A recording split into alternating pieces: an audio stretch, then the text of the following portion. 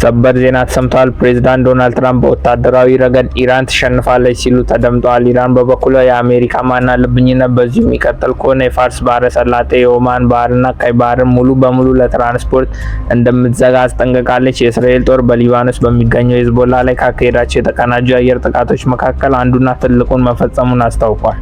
እነዚህና ሌሎች መረጃዎችን ለማግኘት ቪዲዮአችንን ላይክ፣ ሰብስክራይብ እና ሼር በማድረግ የታይም ፕላስ ቤተሰብ ይሁኑ።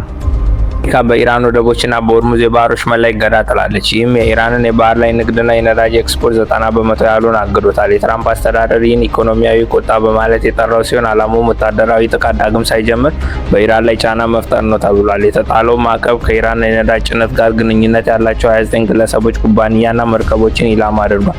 ኢራን እገዳውን የተኩስ አቁም ስምምነቱን የሚጥስ ነው ስትል አስጠንቅቃለች። ፓኪስታን በሁለቱ ሀገራት መካከል ሁለተኛ ዙር ቀጥተኛ ንግግር እንዲደረግ ለማስታረቅ በንቃት እየሰራች ነው። በፓኪስታን የጦር አዛዥ የሚመራው ከፍተኛ ልዑክ ቴህራን ገብቷል። ዋይት ሀውስም በስምምነቱ ላይ ተስፋ እንዳላት ገልጿል።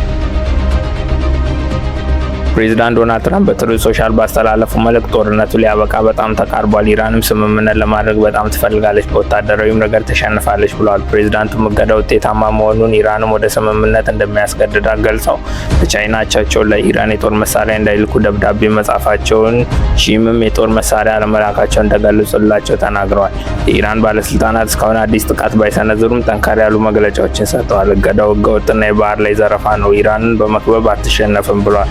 እገዳውም ከቀጠለ የፋርስ ባህረ ሰላጤ፣ የኦማን ባህርና ቀይ ባህርን ሙሉ በሙሉ ለትራንስፖርት እንደሚዘጉ አስጠንቅቀዋል።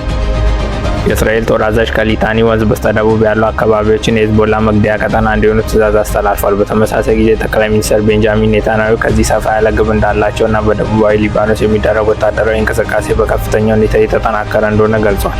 ትኩረቱም የሂዝቦላ በንቃት የሚንቀሳቀስባቸው አካባቢዎች ላይ እንደሆነና የእስራኤልም ጦር ወደ ክልሉ በጥልቀት እየገፋ እንዳለ ገልጸው አያይዘውም ዋና ግቡ የሂዝቦላ መበታተንና በጥንካሬ ላይ የተመሰረተ የረዥም ጊዜ ሰላም መፍጠር መሆኑን ገልጸዋል።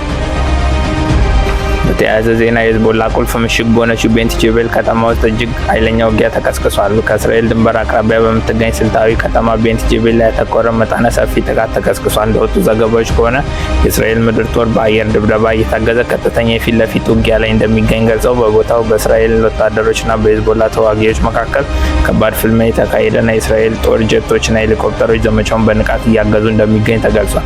ቤንት ጄቤል ተራ ከተማ ሳትሆን ለዓመታት የሂዝቦላ ዋና የጦር መሰረትና በቀደሙ ጦርነት ውስጥ እጅግ አስከፊ ውጊያዎች የታዩባት ቦታ ናት። ይህ ክስተት የመጣው እስራኤልና ሊባኖስ ባለፉት 10 ዓመታት ውስጥ ለመጀመሪያ ጊዜ ቀጥተኛ ንግግር እያደረጉ ባሉበት ወቅት ነው።